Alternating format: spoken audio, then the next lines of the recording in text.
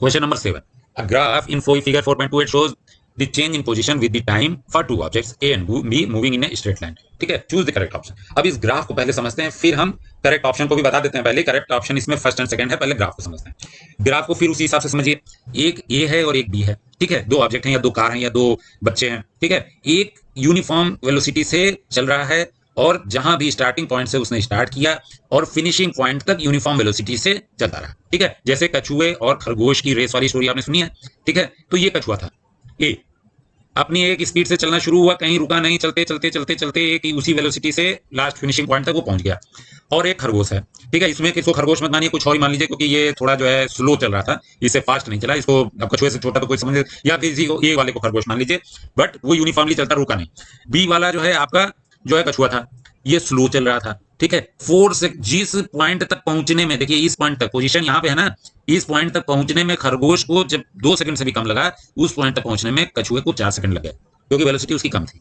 फिर उसको लगा कि ऐसे तो मैं छूट जाऊंगा, रेस में बहुत पीछे रह जाऊंगा, तो उसने वेलोसिटी अपनी थोड़ी बढ़ाई। फिर उसने देखा कि इस पॉइंट तक, ये सॉरी यहाँ पर ये सब 000 मीटर हो गई, ये 10 है, ये 20 है, ये 30 है, ये 40 है, ये 50 है, ठीक है। फिर उसने देखा कि 30 मीटर की पोजीशन पे ए यानी खरगोश कब पहुंच गया, ये ऑलमोस्ट 5 सेकंड में पहुंच गया था 30 मीटर, और बी वाला कब पहुंचा 30 मीटर पे 8 सेकंड में। ये तो 5 सेकंड में पहुंच गया, इसको 8 सेकंड लग गए। तो अब यहां पर पहुंचने के बाद में इसने कछुए ने थोड़ी अपनी स्पीड और बढ़ा ली, अब ये खरगोश से भी तेज दौड़ने लगा, ठीक है। इसका स्लोप देखिए कितना बढ़ गया और वेलोसिटी बढ़ गई, और फिनिशिंग पॉइंट में दोनों साथ में पहुंच गए। यहां ना कोई जीता ना कोई हारा, ठीक है। तो अब इस बेसिस पे आप देखेंगे कि स्टार्टिंग पॉइंट एंड पॉइंट दोनों का सेम है, टाइम दोनों को सेम लगा, 10 सेकंड में ही खरगोश भी पहुंचा, 10 सेकंड में ही कछुआ भी पहुंचा, ठीक है।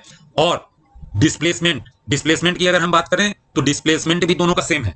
जितना इस एक ये सॉरी स्टार्टिंग पॉइंट अगर ये था, इसको हम एस लिख दें, और एंडिंग पॉइंट अगर ये था, तो यहां से यहां तक जो डिस्टेंस इन्होंने ट्रेवल की, दोनों की डिस्टेंस ट्रेवल भी सेम है, डिस्प्लेसमेंट भी सेम है। इससे मत जाइएगा कि ये कर्व इसका ऐसे ऐसे बन रहा है तो इसका डिस्टेंस ट्रेवल अलग है, डिस्टेंस ट्रेवल दोनों का सेम है, ठीक है ना। टाइम की वजह से दोनों की वेलोसिटी अलग अलग थी, इस वजह से पोजीशन दोनों की चेंज हुई और वो अलग अलग वेलोसिटी में चला, ये सेम वेलोसिटी में चला, ठीक है। अब क्वेश्चन पे आइए, और क्वेश्चन के ऑप्शन।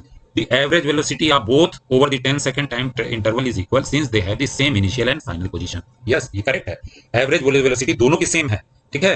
क्यों? क्योंकि इनिशियल और फाइनल पोजीशन दोनों की सेम है, तो एवरेज वेलोसिटी भी दोनों की सेम होगी।